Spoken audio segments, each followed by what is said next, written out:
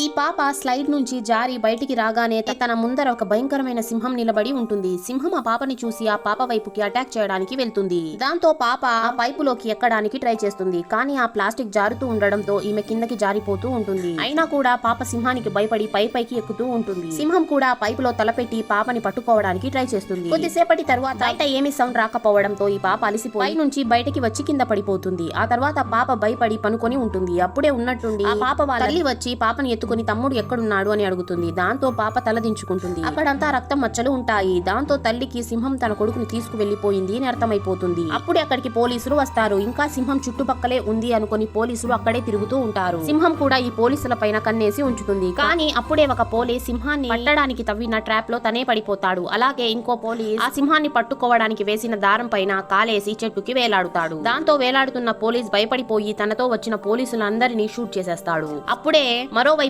ఇంకో పోలీస్ సింహాన్ని చంపడానికి పెట్టిన బాంబు పైన కాలు పెట్టి బ్లాస్ట్ అవడంతో అతను కూడా చనిపోతాడు. వీడియో నచ్చినట్లయితే లైక్ చేసి ఛానల్ ని సబ్స్క్రైబ్ చేసుకోండి.